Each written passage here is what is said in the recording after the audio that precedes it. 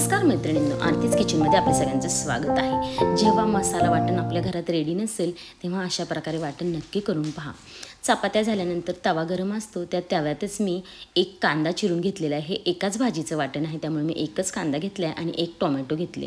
त्याचबरोबर त्याच्यात आलं आणि लसूणसुद्धा घेतलेलं आहे। हे छानपैकी मिक्स करून घ्या।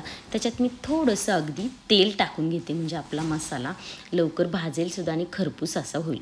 आता त्याच्यात मी 1 चमचा धने टाकले, 1 चमचा जिरे टाकले, ते पण मिक्स करून घ्या। आणि लगेच त्याच्यामध्ये आपण पांढरे तीळ टाकूया 1 चमचा भरून आणि अगदी थोडंसं म्हणजे 1 चमचा डाळ टाकलेलं आहे, म्हणजे भाजकी डाळ, याला पण आपण मिक्स करून घेऊया। आता त्याच्यात मी भाजून वाटलेलं मिक्सरला बारीक पूड केलेलं खोबरं आहे, जे नेहमीच मी करून ठेवते, म्हणजे आपल्याला वेळ होत नाही कुठल्याही कामाला। तर ठीक आहे, आता ह्या मिश्रणाला छानपैकी लालसर भाजून घेऊया आणि थंड करून मग आपल्याला हे वाटण वाटायचं आहे। वाटताना कोथिंबीर नक्की घ्या आणि छानपैकी बारीक वाटण वाटा। आता मी कढई घेतलेली आहे, कढईमध्ये तेल टाकलेलं आहे। नेहमीसारखीच फोडणी करायची आहे, म्हणजे मोहरी जिरे, आणि त्या तेलामध्ये आपल्याला हा पावट्याची भाजी करायची ना। हा पावटा पहा आपला स्वच्छ धुवून निवडून घेतलेला आहे। आता तेलामध्ये मीठ आणि हळद टाकली मी आणि हा पावटा टाकून द्या आणि छानपैकी परतून घ्या। कुठलीही दाण्याची भाजी जर अशा प्रकारे तुम्ही परतून घेतली ना तेलामध्ये, तर तिची चवसुद्धा खूप छान येते आणि भाजीचा रस्स्याला छान चव येऊन जाते।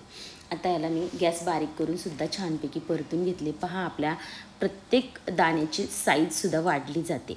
आता मी ह्याच्यात घरचा मसाला टाकते 2 चमचे, तुम्ही इथं कांदा मसाला टाकू शकता आणि लाल तिखट टाकलं तर धने पावडर वगैरे नक्की टाका त्याच्यात, ठीक आहे। आता याला मस्त मिक्स करून जे वाटण वाटलेलं आहे ते आपण वाटण टाकूया।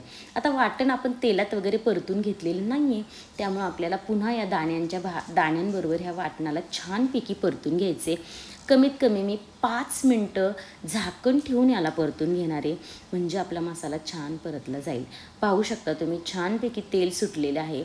आता याच्यामध्ये आपल्याला गरम पाणी ओतायचं आहे। तुम्ही ही भाजी कुकरमध्ये याच पद्धतीने करू शकता। कुकरला 3 शिट्ट्या केल्या की तुमची भाजी एकदम रेडी होऊन जाते। आता मी इथं पाणी ओतले, झाकण ठेवून मोठ्या गॅसवर मस्त भाजी शिजवून घेतलेली आहे, पण मला अजून थोडीशी शिजावी असं वाटते, म्हणून मी त्याच्यात पुन्हा थोडं पाणी ओतून झाकण ठेवून 5 मिनटं ठेवून देते भाजी, म्हणजे छान शिजेल। पहा आता आपली भाजी एकदम रेडी आहे आणि आपले पावट्याचे दाणेसुद्धा मस्त शिजले, छान घमघमाट सुटला आहे। मी सर्व करते। आता इथे चपाती किंवा भाकरीबरोबर तुम्ही कशाबरोबर सुद्धा सर्व करू शकता, पण इंद्रायणीच्या भाताबरोबर जर तुम्ही ही भाजी खाल्ली ना, खूपच छान लागते। नक्की ट्राय करा। रेसिपी आवडली तर लाईक शेअर सबस्क्राईब नक्की करा। धन्यवाद।